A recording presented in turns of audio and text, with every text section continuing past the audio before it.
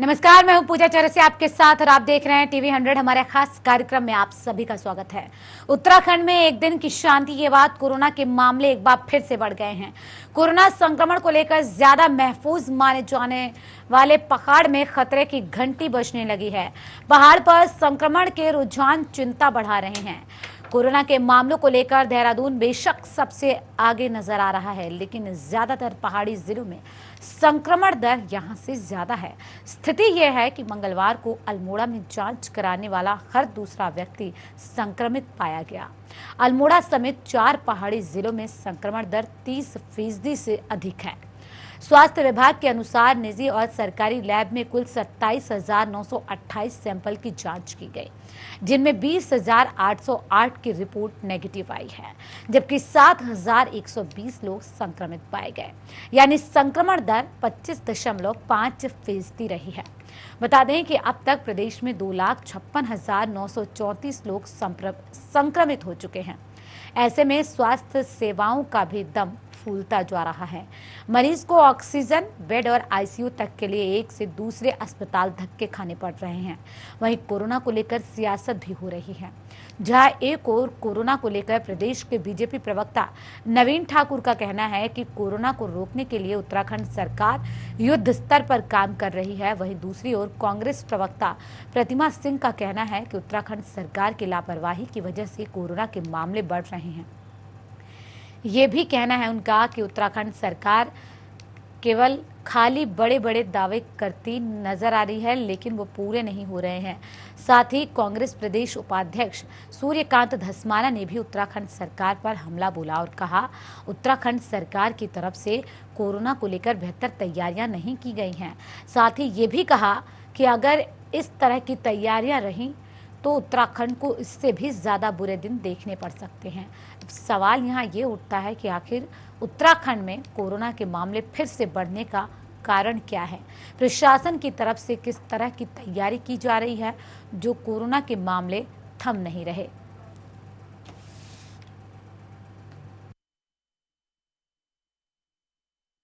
उत्तराखंड में कोरोना के बढ़ते प्रकोप को देखते हुए उत्तराखंड सरकार ने निर्णय लिया है कि प्रत्येक नागरिक को कोरोना किट दी जाएगी और इस किट को स्वयं सहायताओं के समूह से, आशाओं के वर्करों द्वारा और जितने भी अपने एनजीओ हैं उनके माध्यम से सरकार बंटवाएगी और उनको प्रत्येक एक किट का 1 रुपये हिसाब से अनुदान भी दिया जाएगा। इसलिए उत्तराखंड में कोरोना का जितना भी प्रसार हो रहा है उसको रोकने के लिए सरकार युद्ध स्तर पर लगी हुई है और दोनों मोर्चों पर सरकार लगातार काम कर रही है। एक तरफ सरकार लगातार वैक्सीनेशन कर रही है, दूसरी तरफ सरकार अब प्रत्येक घर तक इस किट को और प्रत्येक नागरिक तक ओवरमोक्टिन नामक दवाई पहुंचाने का काम करेगी। देखिए, जिस तरीके से कोरोना महामारी को से निपटने के लिए प्रदेश सरकार पूर्णतः विफल साबित हुई है, इसका एक रीज़न ये भी है कि आज के इस वक्त में भी जब जनता को सरकार के सहयोग की ज़रूरत है और सत्य की ज़रूरत है, तब भी सरकार झूठे वादों और जनता को भ्रमित करने के अलावा कुछ नहीं कर रही है। कल तक जो भाई हमारे सीएम साहब और अन्य मंत्री ये कहते रहे कि हमारे पास ऑक्सीजन की पर्याप्त मात्रा है, हम दूसरे प्रदेशों की भी मदद कर रहे हैं। अगर इस तरीके की भ्रामक भ्रांतियां फैला रहे थे जनता के बीच में, तो आज जो उत्तराखंड में 80 मेट्रिक टन जो ऑक्सीजन आई है, पहली बात तो फिर ये यानी कि झूठ था कि आपके पास पर्याप्त मात्रा में ऑक्सीजन है, या ये खबर झूठी है कि आपकी किसी दूसरे राज्य ने या किसी भी व्यक्ति ने मदद की है आपके प्रदेश तक ऑक्सीजन पहुंचा के। तो आज जिस तरीके से देश में, प्रदेश में हाहाकार मचा हुआ है कोरोना से, कितनी मृत्यु हो रही है, और आपने देखा कि जो मृत्यु जितनी आप सरकार दिखा रहे हैं, सरकार का जो एक्चुअल धरातल पे जो आंकड़ा है वो उससे कहीं ज्यादा है। तो आज अपनी नाकामयाबियों को छुपाने के लिए ये झूठ बोलने की जरूरत नहीं है। उत्तराखंड में भारतीय जनता पार्टी सरकार ने जो तैयारियां कोविड-2 से लड़ने की थी, हमने जो आरोप लगाए थे कि राज्य सरकार की तैयारियां नहीं है, राज्य सरकार पूरी तरह से तैयार नहीं है, राज्य सरकार ने जो इंतजामात करने थे, चाहे वो टेस्टिंग के इंतजामात हो, चाहे राज्य में तमाम अस्पतालों के अंदर बेड बढ़ाना हो, चाहे ऑक्सीजन की उपलब्धता हो, चाहे दवाओं और इंजेक्शंस का आसानी से उपलब्धता हो, हमने जितने आरोप लगाए थे वो सारे प्रमाणित हो गए माननीय उच्च न्यायालय की उस टिप्पणी में, जिस टिप्पणी में सरकार ने जो जवाब दिया, उस जवाब को राज्य के मुख्य न्यायाधीश ने कहा कि उससे रद्दी जवाब उन्होंने अपने पूरे जीवन में नहीं देखा। पूरे प्रदेश के अंदर लगातार जो संक्रमण बढ़ रहा है, लगातार जो मौतों का सिलसिला जारी है, ग्रामीण क्षेत्रों में और पर्वतीय क्षेत्रों में जिस प्रकार से संक्रमण लगातार बढ़ रहा है, मैं समझता हूं कि राज्य सरकार अगर माननीय उच्च न्यायालय की इस टिप्पणी को भी गंभीरता से नहीं लेगी और राज्य की सरकार अब भी युद्ध स्तर पर तैयारी नहीं करेगी, तो आने वाले दिनों में उत्तराखंड को और खतरनाक और भयानक दिन देखने पड़ सकते हैं। कोरोना की रफ्तार लगातार बढ़ती जा रही है। पिछले दिनों कुछ कमी के बाद एक बार फिर से मामले तेजी से बढ़े हैं, जहां पिछले 24 घंटे में 7,120 नए मामले सामने आए हैं। वहीं एक्टिव केसों की संख्या 76,500 पहुंच गई है। देहरादून जिले में 2201 नए संक्रमित मिले हैं। वहीं पहाड़ी इलाकों में स्थिति बद से बदतर होती जा रही है। यहां पर हर दूसरा व्यक्ति संक्रमित पाया जा रहा है। सवाल ये कि अगर इसी तरह की स्थिति पहाड़ों तक बनी रही, पहाड़ों पर इलाज नहीं जिस तरीके से पहुंच पा रहा है, ऐसे में आने वाला दिन कितना कोरोना को लेकर विस्फोटक हो सकता है, कितना भयानक हो सकता है, इसका अंदाज़ा नहीं लगाया जा सकता।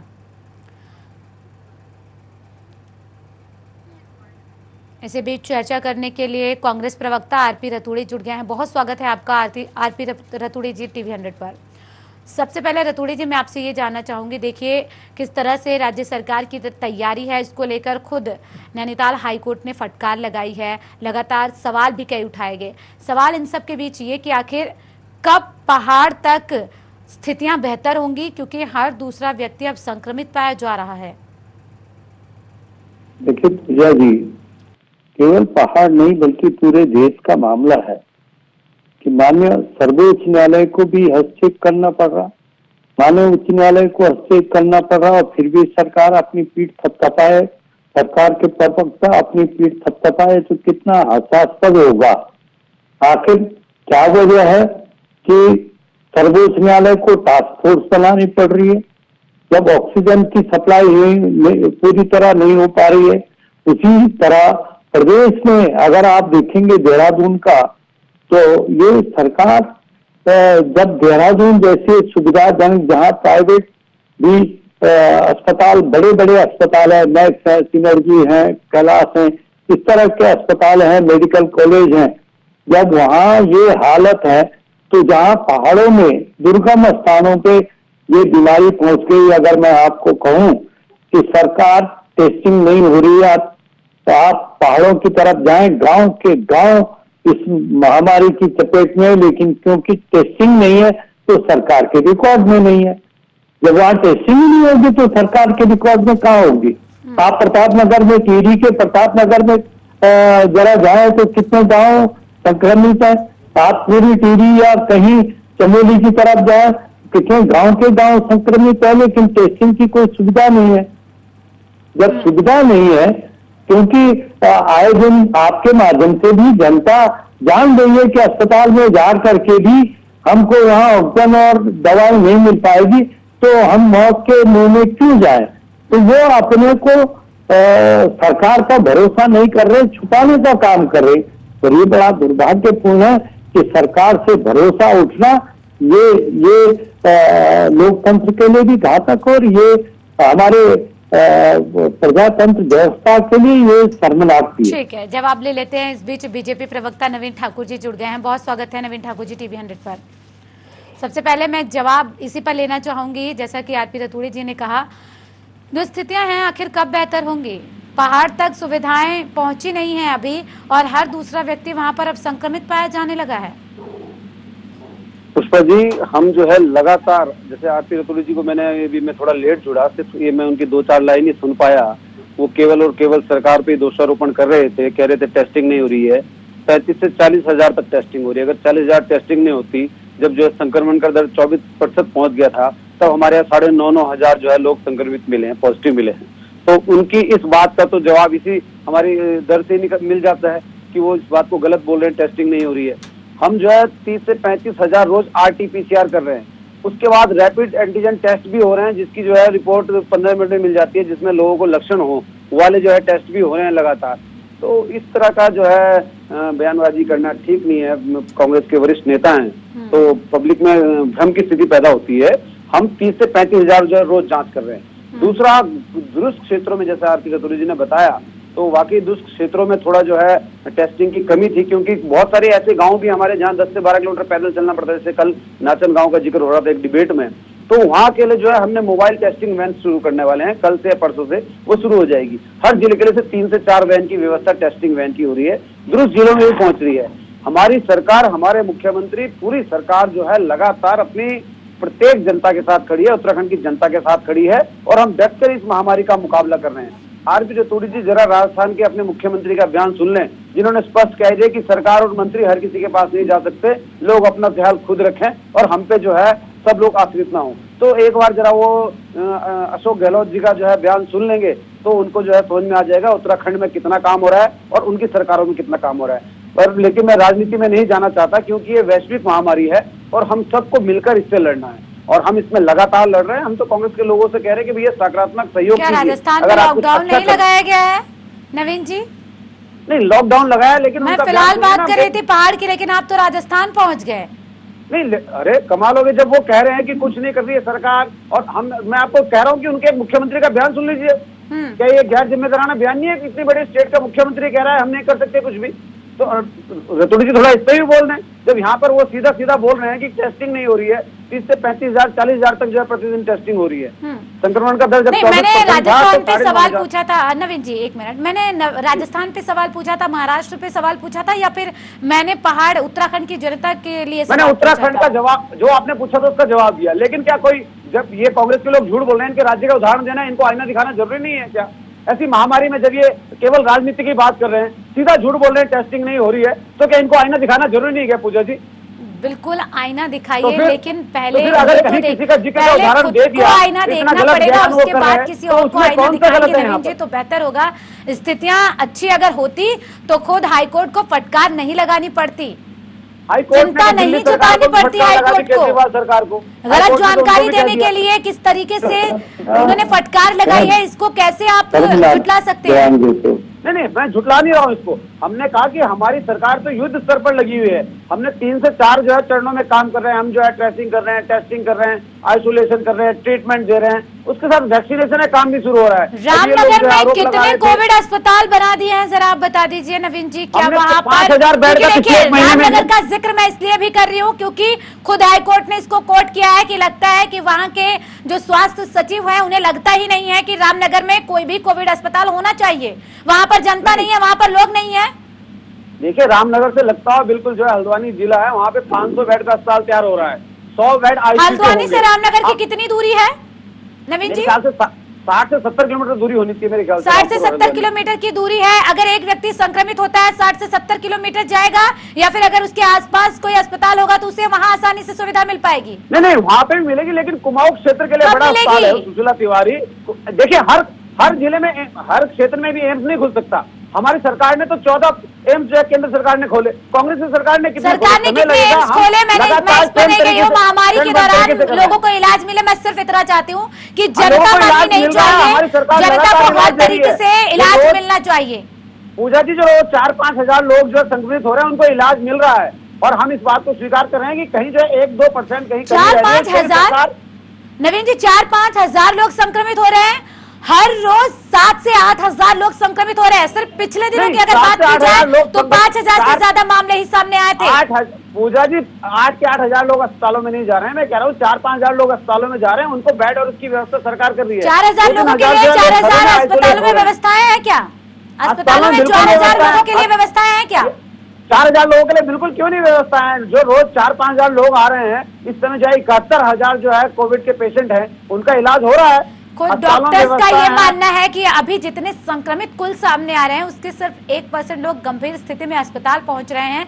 जब वहां पर स्थितियां नहीं बेहतर हो पा रही हैं, कि इससे ज्यादा अगर स्थिति खराब हो जाती तो फिर क्या व्यवस्था होती है? आरपी रतूड़ी जी, अभी भी यही कहा जा रहा है कि व्यवस्थाएं कर रहे हैं, व्यवस्थाएं बेहतर होंगी। सवाल इस बात का है कि व्यवस्थाएं पहले बेहतर क्यों नहीं हो पाई, आखिर क्यों देरी हुई? अगर यही स्थिति पहले संभाल ली गई होती तो आज इतनी भयानक स्थिति नहीं होती और पहाड़ की सबसे ज्यादा दुर्गति। निश्चित तौर पर पूजा जी, पहले तो मेरे मित्र जो है ये इनको प्रश्न पूछो पहाड़ का तो ये पहुंच जाते हैं राजस्थान। अरे सवाल ये देश की है, सवाल इस समय पूरा देश का मामला है। किसी पार्टी और मैंने बीजेपी नहीं कहा, मैंने सरकार कहा। बीजेपी अपने आप को गलतफहमी में क्यों डाल रही है कि देश से बड़ी है? मैंने ये कहा कि सरकार की जिम्मेदारी, जो भी सरकार हो चाहे वो किसी भी राज्य में, अरे संघीय ढांचा है, ताली बजवाओगे आप, थाली बजवाओगे आप, दिए जलवाओगे आप, एसओपी होगी आपकी, प्रोटोकॉल होगा केंद्र का और बदलाव होगा तो प्रदेश का। ये कोई बात है? मेरा सवाल प्रदेश की कोई भी सरकार हो, चाहे कांग्रेस हो बीजेपी की हो, उत्तराखंड से सवाल है तो उत्तराखंड में बीजेपी की सरकार है और मैंने तो बीजेपी का नाम ही नहीं लिया, तो इसका मतलब इनका अपने आप में महसूस कर लेना कि हम विफल है। अरे भैया हम नहीं कह रहे हैं, ये माननीय उच्च न्यायालय कह रहा है, माननीय सर्वोच्च न्यायालय कह रहा है कि आपकी विफलता है। ये कांग्रेस और बीजेपी का मामला नहीं है, ये हमारे देश और प्रदेश का मामला है। इस संघीय ढांचे को पार्टी में मत बांटो। आपको जिम्मेदारी दी, आपने कहा था कि हम डबल इंजन को विकास देंगे, तो डबल इंजन के भरोसा देंगे, 57 विधायक आपको दे दिए और उत्तराखंड की जनता इससे बड़ा क्या कर सकती है? अब जिम्मेदारी अपनी लो। ये टालने के बजाय कि प्रश्न पूछा जा रहा, जरा मेरे साथ चलिए, मैं आपको ले चलूं टीवी के प्रतापनगर के कई गांव में कितनी टेस्टिंग हो रही है। आप यहाँ सरकार की बात कर रहे हैं, अरे सरकार सबकी है, ये टैक्स दे करके अपनी मौज मस्ती करने के लिए नहीं बनती है, ये जनता के साथ व्यवस्था करने के लिए है। मैं आपको कहता हूं मेरे साथ चलिए, मैं आपको वो कई गांव दिखाऊंगा कि जहां गांव का गांव लगभग अगर 40 परिवारों का गांव है तो 38 और 40 परिवार पूरे बीमार हैं। लेकिन क्योंकि जहाँ से 35 गांव जुड़ता है, 32 गांव जुड़ता है, वहाँ पे भी यही हालात है। नवीन जी, मैं ये कह रहा हूँ टेस्टिंग सुविधाएं नहीं है। जब टेस्टिंग नहीं होगी तो इनकी नजर में कोरोना है ही नहीं। अरे आप अपनी सुविधा लगाइए, आप अपनी जिम्मेदारी महसूस कीजिए। सरकार की सिर्फ जवाबदेही सवाल उठ रहे हैं। सवाल इसलिए भी अपनी जवाबदेही के बजाय कभी केजरीवाल से पहुंच रहे, कभी राजस्थान पहुंच रहे। अरे उनसे कम जिम्मेदारी महसूस करो कि हमारी जिम्मेदारी है। भरोसा जनता ने आप पे किया है, आपने जितना बदनाम जिस पार्टी को करना था आप सत्ता में आ गए। अब भी आप अगर दूसरी पार्टियों को बदनाम करने लगोगे, अपनी जिम्मेदारी कब महसूस करोगे? आप जिम्मेदारी कीजिए, कहिए कि हम जिम्मेदार हैं। और जब ये इतने देहरादून में जो हमारे स्पोर्ट्स कॉलेज के बगल में शमशान घाट है, जरा वहां देखिए पर डे क्या है देहरादून का हालत। 57, 58, 60 लाशें जल रही है। इसकी कौन परवाह करे, कौन चिंता करेगा, कौन जिम्मेदारी लेगा? जिम्मेदारी लेने के बजाय आप आरोप लगा रहे हैं। अरे ये हमारा धर्म है, हम विपक्षी दल है, हमारा धर्म है कि हम आवाज उठाए जनता का। की बात अगर नहीं भी करूं आरपी रतूड़ी जी, तो खुद देखिए नवीन जी, आप ही की सरकार में मंत्री गणेश जोशी जी वो खुद ये कह रहे हैं, मान रहे हैं कि पहले अगर तैयारियां बेहतर की गई होती तो फिर स्थिति आज ऐसी नहीं होती। उन्होंने किसी का नाम नहीं लिया, लेकिन उन्होंने कहीं ना कहीं पूर्व मुख्यमंत्री त्रिवेंद्र सिंह रावत पर निशाना साधा, जिसका जवाब भी त्रिवेंद्र सिंह रावत ने दिया है कि उनमें अनुभव की कमी है। यानी कि इस महामारी के बीच में भी अगर इस तरीके की राजनीति होगी कि किसने कितना काम किया, किसने कितना काम नहीं किया, वक्त ये नहीं है। वक्त है कि सबको मिलकर काम करने का, कि किसी तरह से जो जिस तरह से जनता की जान बचा सके। जो जिंदगियां बाहर दम तोड़ रही हैं, कहीं एम्बुलेंस में, कहीं ई रिक्शे पर, बहुत ही अलग अलग तस्वीरें सामने आ चुकी हैं। और अगर ऐसी तस्वीरों के सामने आने के बाद भी नवीन जी ये कहा जाए कि तैयारियां कर रहे हैं, आपको लगता है कि ये ठीक है? नहीं तो क्या सरकार ने तैयारियां नहीं की? पूजा जी जरा 2 मिनट धैर्य से सुन लीजिए। अभी आपने कहा कि गणेश योजना पिछली सरकार में काम नहीं हुए, मुझे नहीं पता उन्होंने किस परिप्रेक्ष्य में कहा, लेकिन मैं आपको पिछले 1 साल का गिना देता हूँ। आप जब मैं तथ्य रखने सकता हूँ कि क्या तैयारी सरकार ने की, क्या 1 महीने में की, क्या पिछले महीने की, क्या पिछले साल की, तो बीच में जो है एकदम से सुनने को कोई तैयार नहीं होता। अरे भैया, जब पिछली महामारी आई थी 1 साल पहले, केवल 1 अप्रैल 2020 तक जो है केवल 216 वेंटिलेटर थे। 1 साल के अंदर पहली लहर के दौरान ही जो है 1400 वेंटिलेटर हो गए। आईसीयू के बेड जो है केवल 100 थे, 1500 आईसीयू के बेड हो गए। ऑक्सीजन बेड 1193 थे, 10,000 हो गए। लेकिन पिछले 1 साल त्रिवेंद्र रावत जी के दौरान की बात कर रहा हूँ, 1 महीने का आप सुन लीजिए, 1 महीने में हमने 5500 जो ऑक्सीजन बेड बढ़ाए हैं, 5500, और आने वाले 7-8 दिन में जो है 1000 बेड के हॉस्पिटल तैयार हो रहे हैं। 500 बेड का सुशीला तिवारी में हल्द्वानी और 500 बेड का जो है BHL हरिद्वार में, 100 बेड का उसमें आईसीयू है, 100 बेड का जो है हल्द्वानी में आईसीयू है। तो ये 1 महीने में सरकार ने तैयारी की। डबल इंजन की बात कर रहे थे, डबल इंजन की बदौलत ही आज सुबह 7 बजे जो है ऑक्सीजन, रात 11 बजे ट्रेन पहुंच गई थी और मुख्यमंत्री जी 24 घंटे काम में जुटे हुए हैं। सुबह 7 बजे मुख्यमंत्री रेलवे स्टेशन पर ट्रेन से जो हमारे लिक्विड ऑक्सीजन आई थी उसको जो है वो स्वागत करने के लिए पहुंच गए थे, ताकि जो है मनोबल बढ़ा रहे, और केंद्र के जो है मंत्रियों का भी धन्यवाद उससे हो गया। तो आप देख सकते हैं मुख्यमंत्री जी लगातार जो है फील्ड में उतरे हुए हैं और फुल फॉर्म में काम कर रहे हैं। जनता ने जो उन पे विश्वास जिताया उस पर खरा उतर रहे हैं। पूर्व मुख्यमंत्री त्रिवेंद्र सिंह रावत जी ने भी बहुत काम किया और आदरणीय तीर्थ सिंह रावत जी भी बहुत काम कर रहे हैं। हम अपनी जनता के प्रति जवाबदेह हैं, इसलिए लगातार जो है काम कर रहे हैं। 30-35 हजार की जो है रोज जांच हो रही है। हम जो है मोबाइल टेस्टिंग वैन रवाना कर रहे हैं। लगातार हमने कहा कि अब 1 से 2 दिन के अंदर अंदर प्रत्येक नागरिक को जो है हम कोरोना किट भी उपलब्ध कराएंगे। उसके लिए भी जो है सरकार ने तैयारी कर ली है। वैक्सीनेशन का जो है युद्ध स्तर पर काम चल रहा है, और अगर जरूरत पड़ी तो वैक्सीनेशन की मैं आपको उदाहरण दे देती हूँ। वैक्सीनेशन सेंटर पर किस तरह से सोशल डिस्टेंसिंग की धज्जियां उड़ रही हैं, जिला प्रशासन वहां पर कहां दिखाई दिया, क्यों पहले से व्यवस्था नहीं की गई? चाहे कल की बात की जाए, आज की बात की जाए, हरिद्वार में कई ऐसे वैक्सीनेशन सेंटर थे। राधा स्वामी सत्संग व्यास में बहुत शानदार व्यवस्था की गई। वेटिंग का अलग हॉल, वैक्सीनेशन के लिए अलग। उसके बाद तीसरा हॉल, जब वैक्सीनेशन हो जाए उसके बाद आधा घंटा बैठना होता है कि कोई जो है किसी प्रकार का अगर कोई दिक्कत हो तो डॉक्टर तुरंत देखते हैं। उसके लिए जो है वेटिंग हॉल अलग से जो है बनाया गया।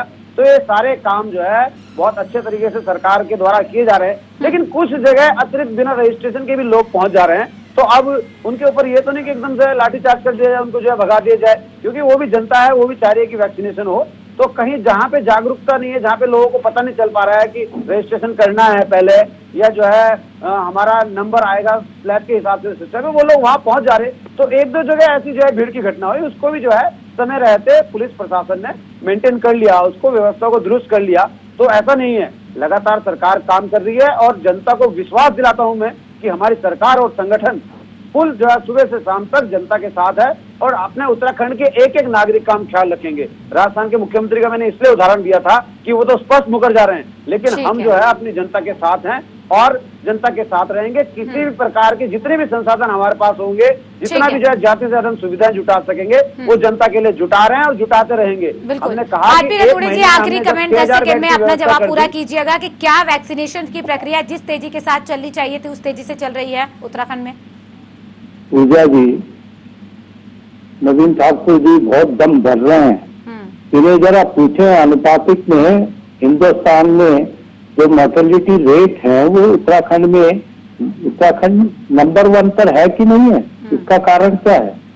हमारा जो जितना अनुपातिक हमारी जो पॉपुलेशन है उस पर प्रतिदिन जो 7,000-8,000 आ रही हैं, ये अनुपातिक कम है या ज्यादा है? ये कारण क्या? आप दूसरे राज्यों से कहते हैं, पर उनका पॉपुलेशन, अपने राज्य की पॉपुलेशन तो देखिए, तब आप दम भरे, तब आप अपनी पीठ थपथपाएं। चलिए, लेकिन अभी भी आईपी तकलीफ होनी चाहिए, अभी भी ये वक्त नहीं है कि कौन सी सरकार हमारे शर्मसार होना चाहिए। शामिल होने के लिए स्थिति यही है कि अभी भी ये कहा जा रहा है कि व्यवस्थाएं की जाएंगी। सवाल इस बात का कि कब व्यवस्था इतनी होगी कि हर मरीज को इलाज समय पर मिल जाएगा। इसी के साथ इस खास कार्यक्रम में सिर्फ इतना ही। बने रेडियो 100 के साथ। नमस्कार।